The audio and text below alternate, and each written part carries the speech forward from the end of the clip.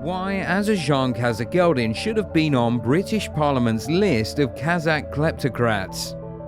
Margaret Hodge has named and shamed 30 oligarchs and kleptocrats from Kazakhstan, who the British Member of Parliament said had grown rich from stolen money.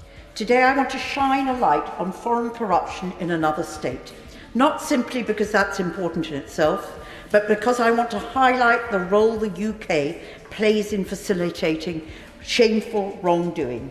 Put simply, Britain enables kleptocracy. Hodge was hailed for urging Britain to shed its reputation as a laundromat for dirty Russian and Kazakh money. But the British MP missed one obvious name from the list of oligarchs and kleptocrats she read to Parliament: Akezhan Kazhegeldin. Kazhegeldin is the former Prime Minister of Kazakhstan and fled the country in the late 90s after falling out with the former president, Nursultan Nazarbayev.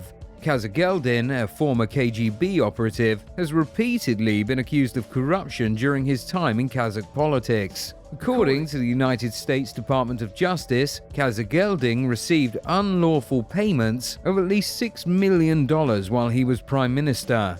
The Justice Department cited Kazhegeldin as one of 3 senior Kazakh officials who allegedly received bribes from James Giffen, an American businessman who'd been negotiating oil deals in Kazakhstan. The New York Times described the Department of Justice case against Giffen as the largest foreign bribery case brought against an American citizen. The $6 million Giffen paid to Kazhegeldin was, according to the Justice Department, funneled through offshore structures to hide the transactions. The money was sent to PO5 Limited, a company based in the British Virgin Islands, which in turn was owned by a Liechtenstein foundation called San Celestino. After Kazhegeldin fled his homeland, the Kazakh authorities brought bribery and corruption charges against him. In one of the most egregious cases, Kazhegeldin was judged to have used his influence as Prime Minister to take ownership of an oil refinery at Shymkent. The refinery was sold to a company secretly controlled by Kazhegeldin for just $60 million, despite recording annual profits of $40 million. The Kazakh Supreme Court found Kazhegeldin guilty in absentia and sentenced him to 10 years in prison. In exile, Kazhegeldin made his home in London, less than a mile from the Houses of Parliament where Margaret Hodge gave her speech condemning Kazakh kleptocracy.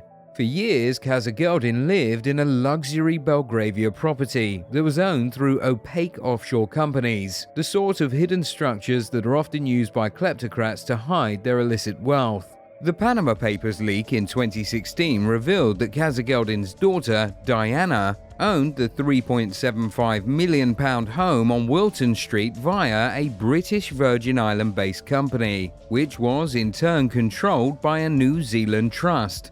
Kazhegeldin has also owned properties via companies based in Jersey, Switzerland and Liechtenstein, all jurisdictions known for their low disclosure requirements, secrecy and preferable tax regimes. Given the allegations of corruption and the lavish lifestyle enjoyed by Kazhegeldin, he should have been included in the list of 30 oligarchs and kleptocrats named by Margaret Hodge in the British Parliament. Our lack of transparency over foreign property ownership, our lax regulatory regime, our weak enforcement agencies have all aided and abetted the Kazakh elite. It appears that the former Kazakh Prime Minister and exile, Akezhan Kazhegeldin, is still benefiting from the UK's lack of transparency and lax regulatory regime for kleptocrats.